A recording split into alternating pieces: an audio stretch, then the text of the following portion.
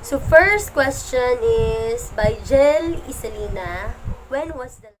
You don't need to get it up for me, I'm fine. Hello sa mga naka-char-char na ako sa una. Ako din ni si Darling Angel. Katong gipasakitan nimo sa una. Mga questions diri. Ako yung mga questions diri nga gipangayo nako sa akong mga friendships ng buhay. So, kabala na mo kinsa mo. Thank you so much, guys. So, bali 34 ni siya ka-questions diri. So, first question is by Jel Isalina. When was the last time you cried? Katong napa ko sa sayop ka tao. Grabe akong hilaka. Grabe akong gukod-gukod. Cheers. Gugma. Katong munto kong last time nga cry. Char-char na tong tanan. So, next is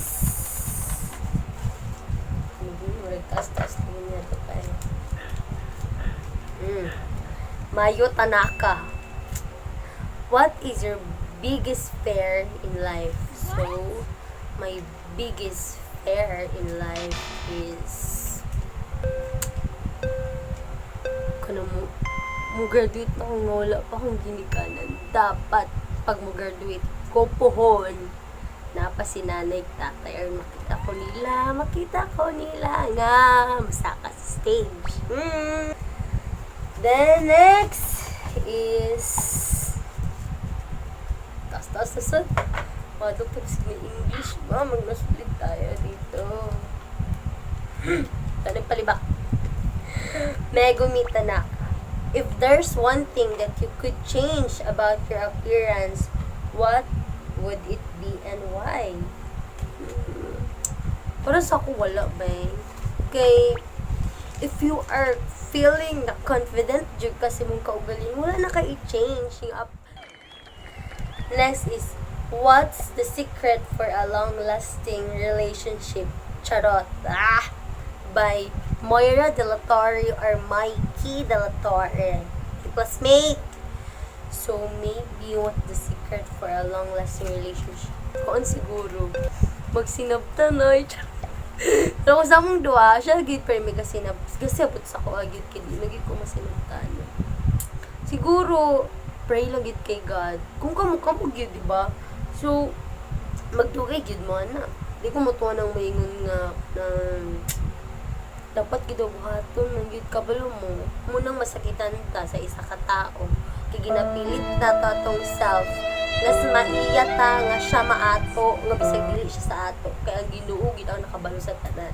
So pray lang gyud. Magampo ka kung siya ba gid Lord, ano. Di magampo ka nga unta gid ka mo.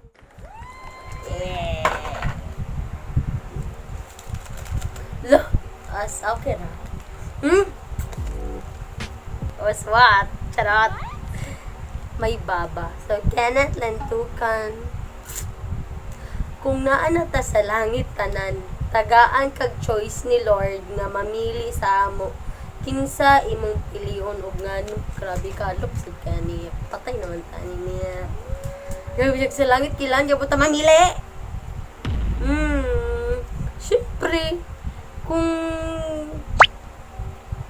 sa love life, gugma. Siyempre, ikaw.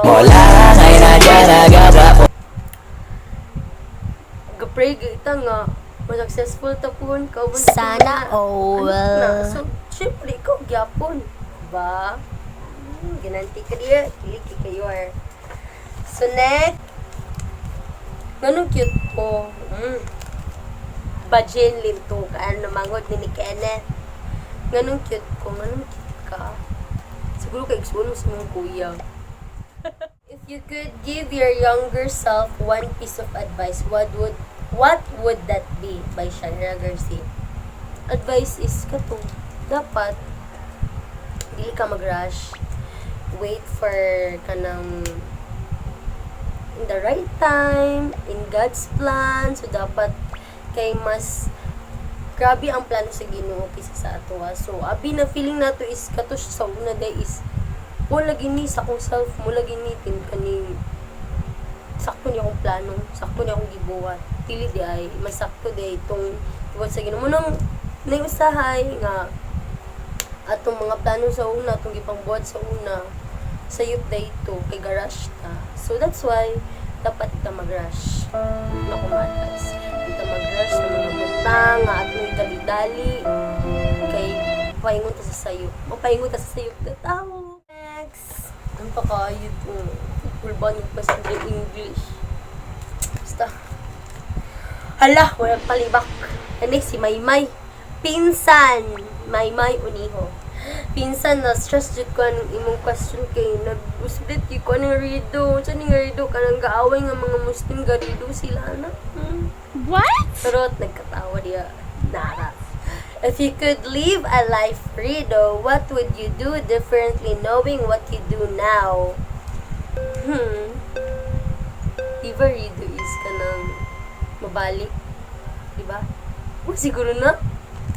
Mabalik, if you could live a life free do kanang kung mabalik nimo ang imong gibuhat sa una, what would you do differently knowing what you do now?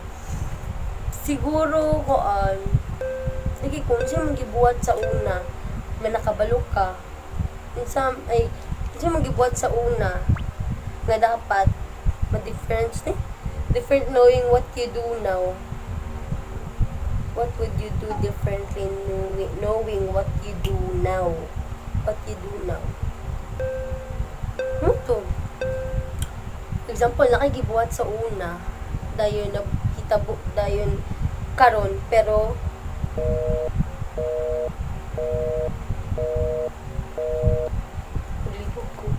bubuk si Oops.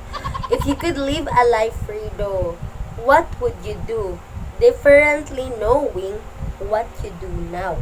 So, isang gibuhat sa una nga na-different na siya, nagihimo na ko. Kasi na-different. Siguro sa una manggod kay sige, butan nato sa mga voices na mga magugma sa ta. Like, sa una, grabe kay kuka ko ang lalaki, grabe kay kaluoy.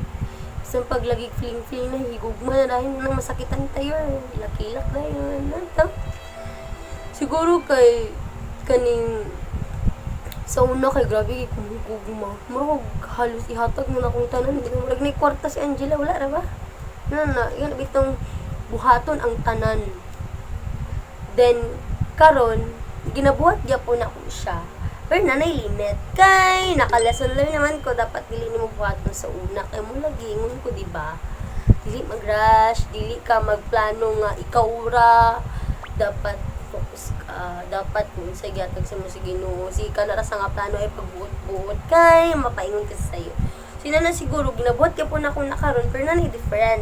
Ang different niya is kuan ako kanang always na ko aware sa mga ginabuhat. Dili na ko para sa una nga bisag sayo Gora Bells lang gyapon ko. Wag mo naman siguro ni May. So, maura to guys. Sumana na gyud tanan-tanan na question na tubag ko na gyud ang tanan-tanan. Mapa-English man, mapa-Bisaya, bisag-unsa, intelligent. What? So, thank you. So, please like and subscribe. Thank you kay Char ang tanan. Bye!